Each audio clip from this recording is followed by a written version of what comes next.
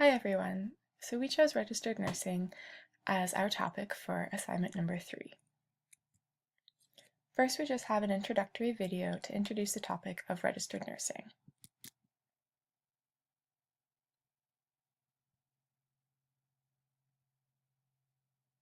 First of all, what is a registered nurse?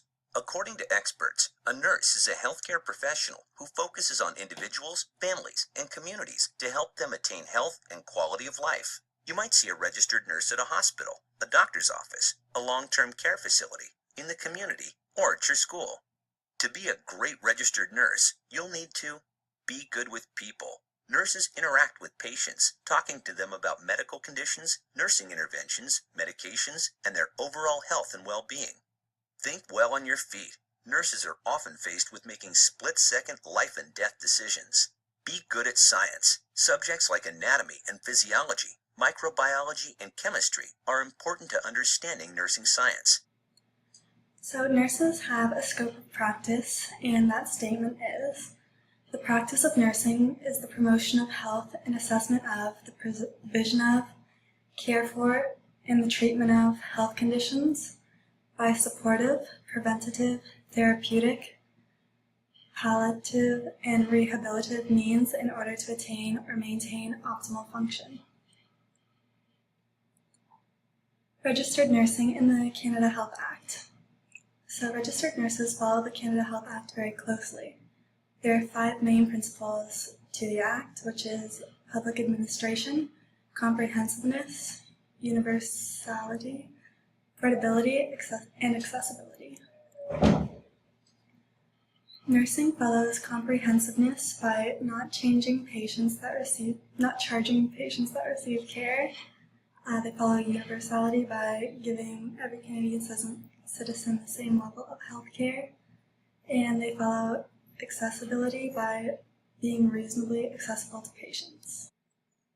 So the regulatory body for nurses is the CNO, which stands for the College of Nurses of Ontario, and their mission is to regulate nursing in the public interest.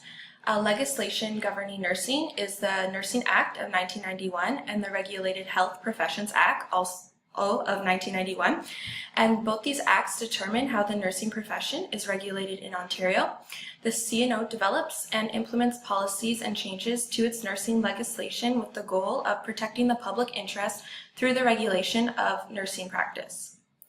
So the Nursing Act of 1991 contains a scope of practice statement and controlled acts authorized to nursing. It also contains provisions and regulations specific to the nursing profession, and it includes definitions of the classes of nursing registration, entry to practice, and title protection regulations. And it also contains regulations on initiating controlled acts. And then the Regulated Health Professions Act of 1991 contains provisions regarding permitted actions and processes that are applicable to all regulated health professionals in Ontario. So the associations with nursing, there are 3. So there's the CNA, which stands for the Canadian Nurses Association, the ONA, which stands for the Ontario Nurses Association, and the RNAO, which is the Registered Nurses Association of Ontario. So the CNA is a national professional voice of RNs in Canada, and it represents nearly 139,000 RNs. And the ONA is also a voice of Ontario's knowledgeable and experienced nurses, and it's a union representing 65,000 RNs and approximately 18,000 nursing student affiliates. And the RNAO is a professional body representing RNs and also nurse practitioners and nursing students in Ontario.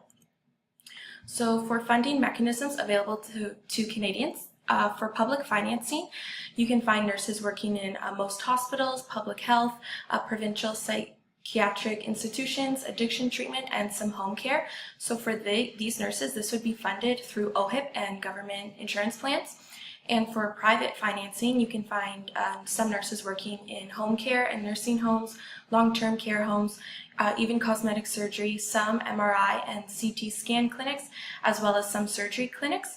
And this would be funded through out-of-pocket or through private insurance plans. Educational requirements for a registered nurse: you need a Bachelor's of Science in Nursing degree. You must also complete 2 exams, a registration exam and a jurisprudence exam. You must also register with the College of Nurses of Ontario. The expected salary range in Ontario for the average registered nurse is $31.90 per hour. Their salary per year is just over $58,000. So for career advancement, schooling currently prepares new grads for just general nursing. So that means that they can practice on any patient in any setting with any medical condition within their scope of practice. However, there are 20 areas of specialization available to nurses. So specialization requires a certification exam, and that certification is valid for 5 years. So the exam fee is $570 for any CNA or ONA member, and recertification can be completed after the 5 years through either continuous learning, which is a little bit cheaper than the renewal exam. So continuous learning being $317 and the renewal exam being $570 again. So a couple areas of specialization, they can be related to age, so pediatrics or gerontology, or health problems or diagnoses, so pain management or orthopedics, practice setting, emergency rooms or research institutes, and types of care, so occupational or critical care, just for a couple examples. Job projection for nurses. Previously in the past, so the 1990s, most provinces weren't hiring nurses, so this has led now to a shortage of nurses almost 2 decades later. So in order to address these issues, it would be best if policies were implemented through the government. So hopefully policies are implemented in the next 2 years. It is likely that there will be more students that will gain acceptance into nursing programs, and also additionally nursing roles will expand in the job field. And then in 10 years, it's projected that there will be a large job openings that will occur in reflection of the amount of retirees in the field.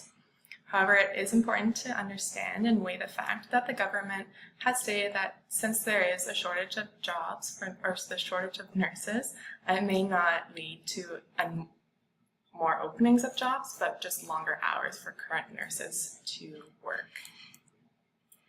Here's our references. Thank you for watching.